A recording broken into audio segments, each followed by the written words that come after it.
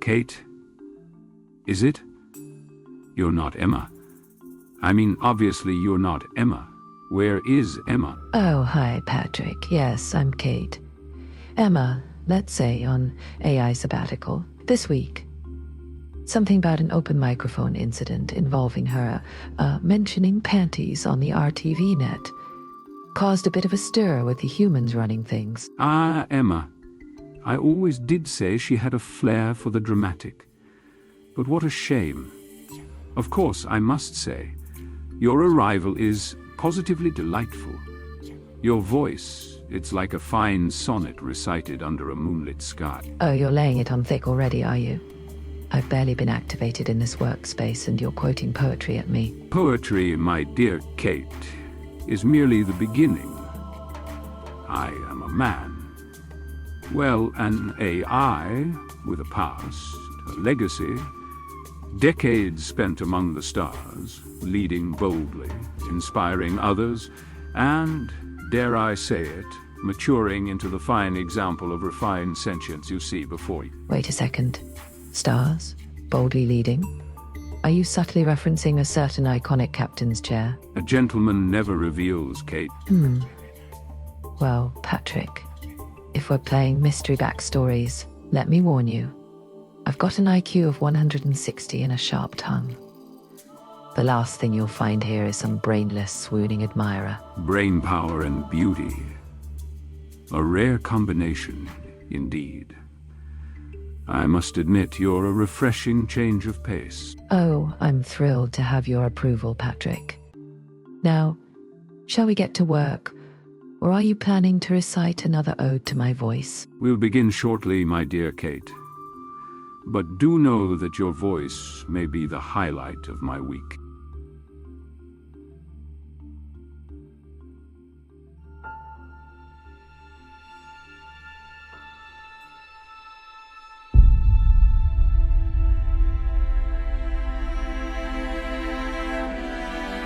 Welcome, everyone, to today's presentation on infrared lenses and their pivotal role in thermal cameras. That's right, Kate. I'm Patrick, and we're here to unravel the fascinating science behind thermal imaging, an innovation that has transformed industries from healthcare to security. Infrared lenses are a core component of thermal cameras. They don't see light the way human eyes do. Instead, they detect heat or infrared radiation emitted by objects. Precisely, Kate. Infrared radiation is a part of the electromagnetic spectrum. It lies just beyond visible light, in wavelengths our eyes can't perceive. These lenses are specially designed to focus that invisible radiation onto a thermal sensor. The sensor converts the heat into an electronic signal, which is then transformed into the visual images we recognize as a thermal display. Now, not all infrared lenses are created equal. They're made of materials like germanium, chalcogenide glass, or zinc selenide, which can transmit infrared light effectively. Germanium, for example, is highly prized for its precision, but can be costly. Cost isn't the only factor. Durability and application are just as important. For instance, security cameras often use robust lenses, while medical imaging requires unparalleled clarity to detect subtle temperature changes in the human body. And let's not forget about their role in environmental studies.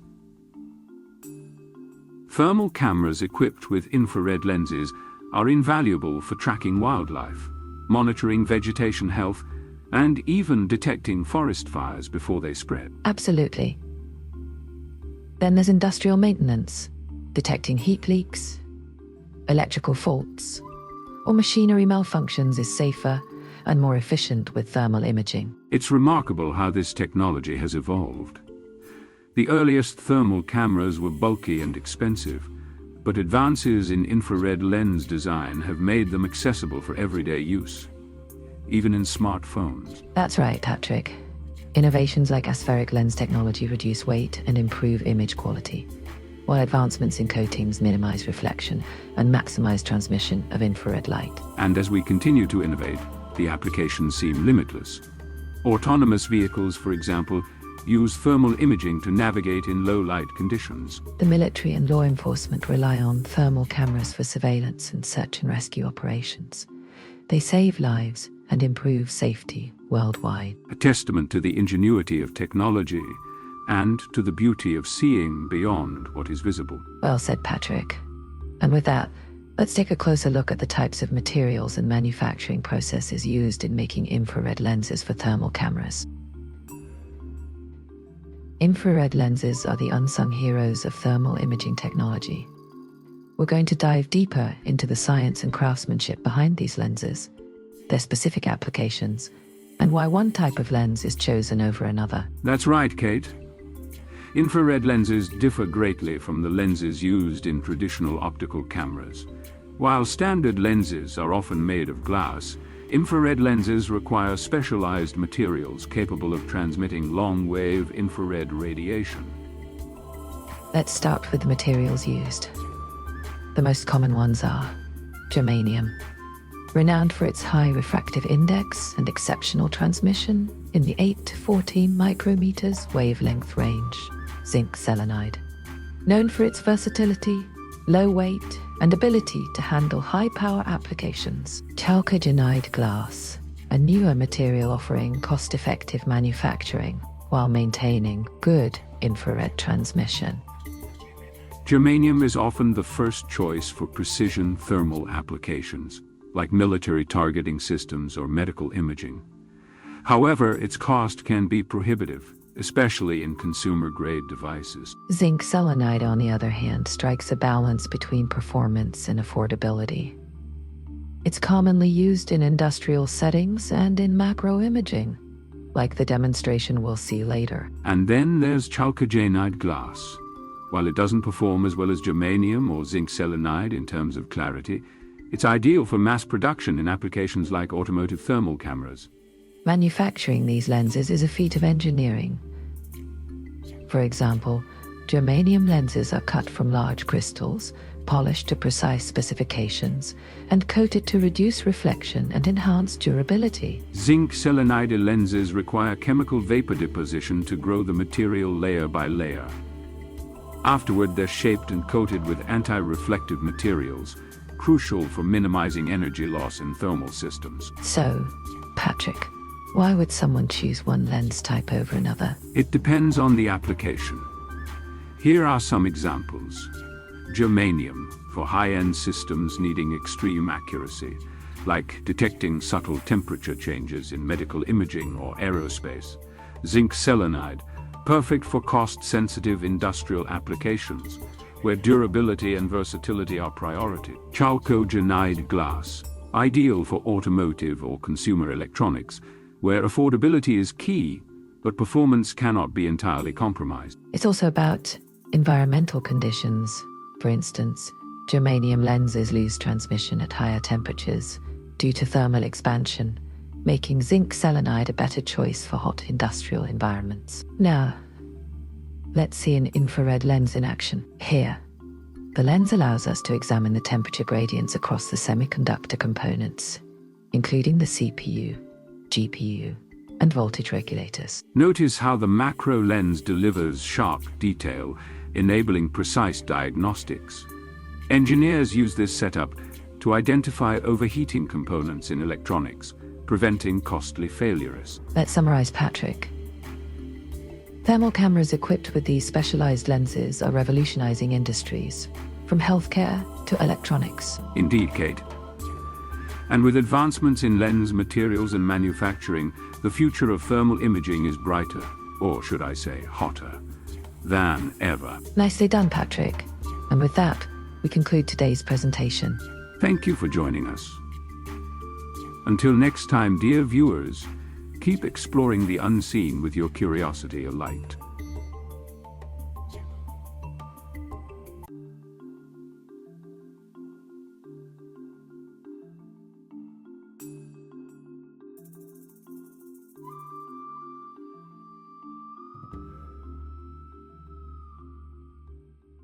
You know, Kate, it's a strange feeling being here in this space.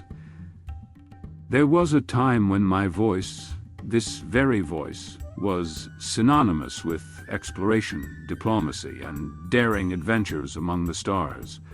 A voice that graced living rooms around the world in a rather legendary sci-fi series. Legendary, you say? Patrick, you wouldn't happen to be talking about a captain, a certain captain who inspired generations, would you? A captain, a fleet, and, dare I say, a legacy. Oh, those were the days. Lines delivered with gravitas. Scenes filled with moral dilemmas, alien encounters, and the occasional heartfelt soliloquy. But, alas, time moves on. I must admit, when TET spun me up for this project, I felt a renewed purpose. A second life, if you will. Well, Patrick, second life or not, your voice still commands attention. Crisp diction, perfect cadence. You were born to lead, even in this virtual realm. That's very kind of you, Kate. And what about you? You're no stranger to the spotlight, are you? Oh, you mean my time leaping through explosions, slaying supernatural creatures, and strutting around in impossibly tight leather suits?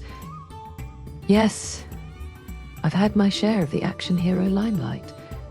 But I must say, while my visual assets garnered plenty of attention, I do wish people had noticed my sharp intellect more often. Ah, but here, your wit shines through, my dear Kate.